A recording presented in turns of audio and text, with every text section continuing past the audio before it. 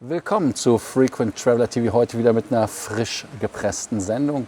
Mein Name ist Lars Korsten und Themen, die ich für euch vorbereitet habe. Air India leidet wie alle anderen Fluggesellschaften auch unter Kerosin- und Kostenkrise.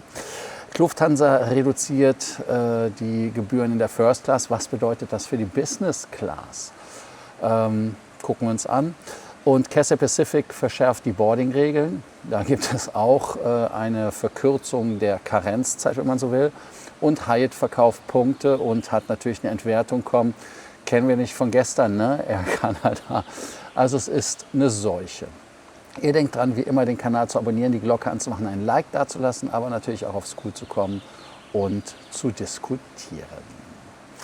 Das erste Thema ist Air India. Warum Air India? Damit wir auch sehen, dass das nicht nur in Deutschland ein Problem ist, sondern ein globales Problem ist. Air India reduziert Frequenzen, vor allem bei Langstreckenflügen und gerade hier nach Nordamerika. Hauptgründe sind explodierende Kerosinpreise und geopolitische Einschränkungen. Die gesamte indische Airline-Branche steht natürlich genauso massiv unter Druck wie die anderen auch. Air India ist ja Nummer 2. Ich hatte gelesen, Air India erkennt man nicht wieder, weil sie gut geworden sind unter Tata, also doch durchaus eine gute Entwicklung. Aber die Kerosinkosten steigen auf 55 bis 60%. Private Jet Season hier. Ja, eine alte Hawker, die Lärm macht. Ja, auf jeden Fall Preissteigerung seit dem Iran-Konflikt 295%. Gestrichene Strecken sind gerade an der Ostküste von Delhi nach Chicago, nach Newark, aber auch von Mumbai nach New York. San Francisco, Toronto, Vancouver, auch die Westküste nicht verschont. Und also Toronto ist ja quasi Ostküste, aber Vancouver und San Francisco nicht. Damit er nicht denkt, ich wüsste nicht, wo ich bin, hier an der Westküste in Kalifornien. Ja, natürlich die Probleme sind halt Luftraumsperrungen, sind die längeren Flugzeiten, mehr Sprit, aber auch die Spritpreise. Und natürlich fordern diese in Indien genau das, was wir in Deutschland auch von Lufthansa und Konsorten hören. Der Staat muss eingreifen, Steuererleichterung, höhere Inlandsproduktion und so weiter.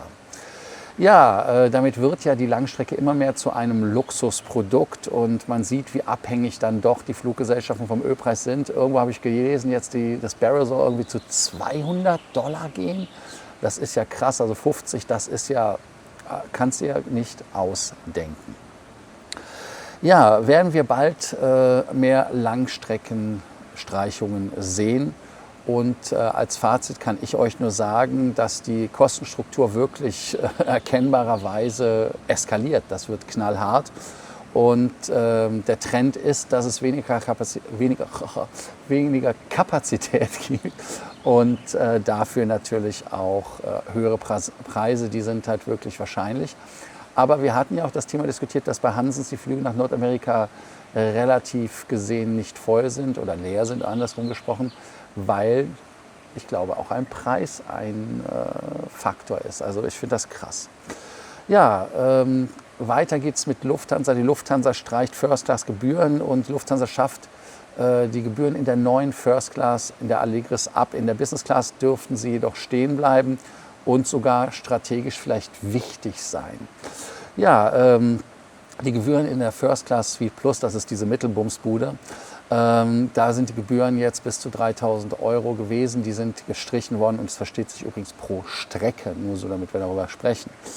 Der Grund? Geringe Nachfrage. Wer hätte es geglaubt, dass in dieser kleinen Bumskabine 2 Leute nicht wirklich reisen können, geschweige denn Paare zusammen reisen können. Weil es sind 2 First-Class-Sitze einfach nebeneinander, ein Fernseher, ein Esstisch und du hast kein Fenster, du hast gar nichts. Das ist, ja, ich glaube, wer einmal da 10 Stunden eingesperrt war, und da muss man vom Einsperren reden, der ist geheilt. Und die Business Class ist so, ach ja, nee, neues Modell, First Class ist jetzt die zweite Person 50% nur, also das ist so das. Aber die Sitzplatz-Upgrades bis zu 600 € in der Business Class bleiben wahrscheinlich bestehen. Business Class Suites gleich First Class Light.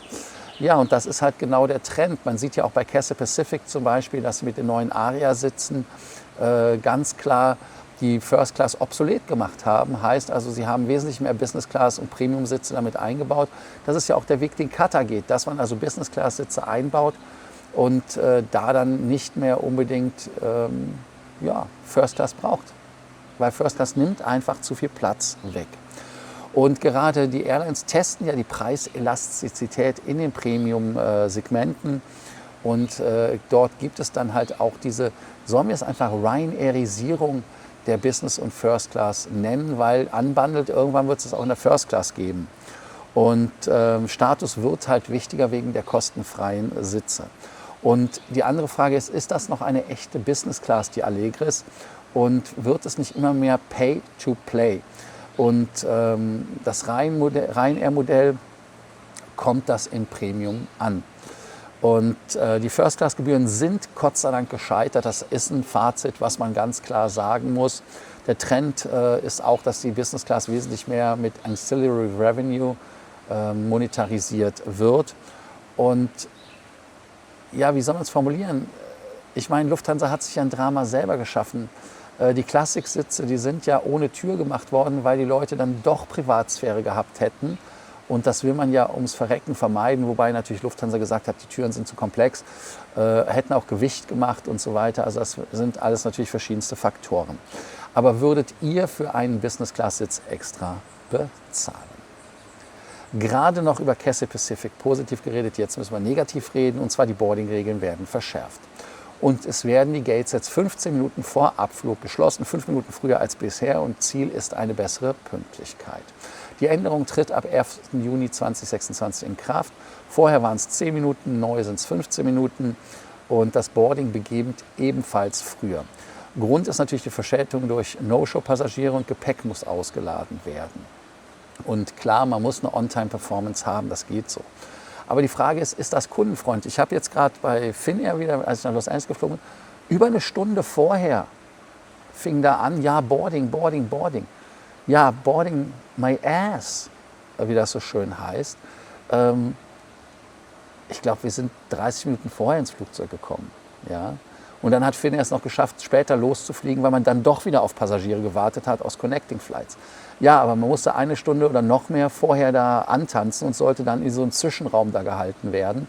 Ja, ich verstehe das, aber die Frage ist halt, dass logischerweise man versucht natürlich die Pünktlichkeit zu priorisieren und dass die Prozesse strenger werden, was das klare Fazit ist. Aber ist das kundenfreundlich und macht das überhaupt Sinn? Denn wenn man wirklich dahin geht und sagt, ich möchte last in, first out sein, und man ist halt ein Vielflieger und lässt die Leute nicht warten. Ich persönlich, ich gehe lieber als einer der ersten rein, weil ich keinen Bock habe, in meinem Gepäck rumzudiskutieren. Und ja, ihr könnt hier die Frage jetzt beantworten, ist das eher eine Boarding-Regel, die sinnvoll ist oder übertrieben?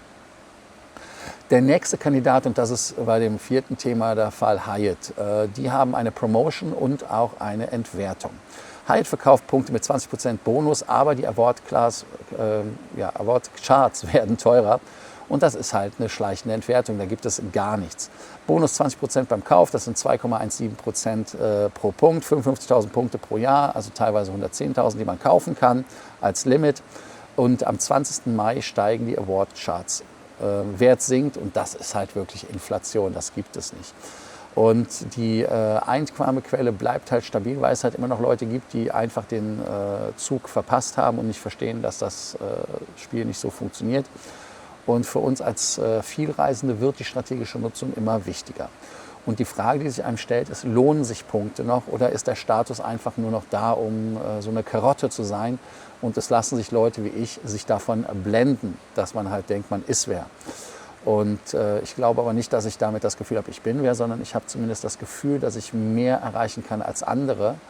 Heißt also, wenn man menschenwürdig fliegen will, muss man einen Status haben. Wenn man menschenwürdig übernachten will und man regelmäßig in Hotels ist, dann ist Status ein Weg, weil mit einem Diamond-Status, mit einem Globalist-Status, aber wie der Status auch immer heißt, wirst du zumindest ein bisschen ernst genommen. Auch nicht immer. Aber da könnt ihr auch was zu sagen. Kauft ihr Punkte oder sammelt ihr nur? Das wäre die Zusammenfassung der Frage des Tages. Als Fazitzusammenfassung kann ich euch jetzt sagen, dass die steigenden Kosten die Airlines immer mehr destabilisieren und auch die letzten Fluggesellschaften vom Himmel holen können. Weil man muss noch mal überlegen, Spirit hier in den USA, die sind alle nicht Goodyear, sondern in Arizona da, wer es weiß, schreibt es unten in die Kommentare rein. Wie heißt das Graveyard nochmal, wo die alle sind? Auf jeden Fall, Premium wird stärker monetarisiert. Prozesse werden halt auch strenger und effizienter. Man versucht so auch Kosten zu sparen. Und das ist eine Embraer. Eine Embraer von United, die hierher fliegt. Und ja, also man kann halt einfach sagen, Prozesse werden strenger und effizienter. Loyalty-Programme verlieren an Wert, das muss man auch ehrlicherweise sagen. Aber die Branche bewegt sich natürlich immer mehr in Richtung Monetarisierung der Passagiere und vor allem Maximierung. Und da kommen wir wieder zurück auf den lustigen Dr. Franz, Zitrone musste gepresst werden. Ihr denkt dran, wie immer den Kanal zu abonnieren, die Glocke anzumachen, ein Like dazulassen, aber auch ganz wichtig, aufs Scoot zu kommen und die Fragen des Tages zu beantworten. Eine Frage ist natürlich, ob man für Prämiensitze extra zahlen würde und wie ihr die Reinerisierung, ist übrigens nicht meine Erfindung, Gott sei Dank, wie ihr die empfindet bei den Business-Class-Flügen im Besonderen. Danke, dass ihr heute dabei wart. Bis zur nächsten Sendung und ich freue mich, euch wiederzusehen. Bis dann. Ciao.